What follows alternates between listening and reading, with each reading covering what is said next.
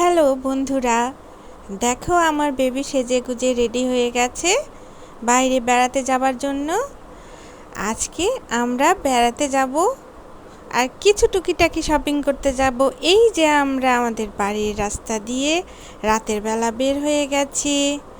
আমরা রাস্তায় এসে রিক্সা খোঁজার চেষ্টা করতেছি, ডানে বামে বেবি দেখতেছে।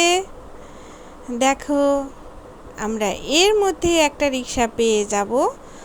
দেখো বেবি আমাদের সামনে বসছে, আমরা দুইজন পেছনে বসবো এবং ও খুব সামনে বসতে পছন্দ করে।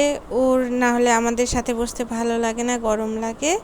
দেখো আমরা রিক্সা দিয়ে এই যে দৌড়ে ছুটে চলে যাচ্ছি। কোথায় যাচ্ছি একটু পরেই তোমরা দেখতে পাবে। দেখো কোথায় চলে এসেছি আমরা। ঠাকুরগাঁয়ের বন্ধুরা নিশ্চয়ই জানো এটা আমরা কোথায় আসছি। বাইরের বন্ধুদের আমরা না জানালাম এটা একটা শপিং কমপ্লেক্স। দেখো তোমাদেরকে ঘুরে ঘুরে আমি ভিডিও করে দেখানোর আর বোঝানোর চেষ্টা করতেছি। আমরা এই দেখো আম্মু একটা হালকা হলুদ রঙের জামা ট্রায়াল দিচ্ছে। বিভিন্ন জামা নিয়ে এসে দেখার চেষ্টা করতেছে তাকে কোনটা মানাচ্ছে আয়নার মধ্যে। এখানে আমরা দেখে দেখে নেয়ার চেষ্টা করতেছি। দেখো কালারটা ভালো করে বোঝা যাচ্ছে না। এই যে আমার বেবি চলে আসছে, নানিমাকে কোন কালারগুলো ভালো লাগতেছে সেগুলো দেখার জন্য এই যে আমি আয়নার মধ্যে চলে আসছি। আচ্ছা তোমরাই বলো তো কোন কালারটা বেশি ভালো লাগতেছিল থ্রি পিসের, আম্মুর সাথে কোনটা যাচ্ছিল।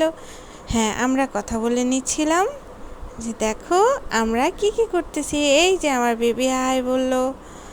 আচ্ছা এবার আমরা চলে আসলাম আরেকটা সাইডে। এটা শুধুমাত্র লেডিসদের ফ্লোর ছিল। আমরা সবাই আমাদের পছন্দের কাপড়গুলো খুঁজে খুঁজে ঘুরে ঘুরে দেখছিলাম। এই দেখো বেবিকে খোঁজার চেষ্টা করতেছি। ওয়াও চলে আসছে ফাতিহা আয়াত। এই দেখো আরেকটা জামা দেখতেছে বসে বসে। এটা হচ্ছে ডিপ ইয়েলো কালার। এই বেবি সামনে দিয়ে চলে গেল। এই যে এটা হচ্ছে একটা, তোমাদেরকে দেখাচ্ছি। আম্মু এখানে কাউন্টারে দাম দিচ্ছিল, তখন আমরা বসেছিলাম। দেখো শোরুমের এখানকার সেলসম্যানটাও চলে আসলো। কেমন আছে, কেমন লাগতেছে আমাদের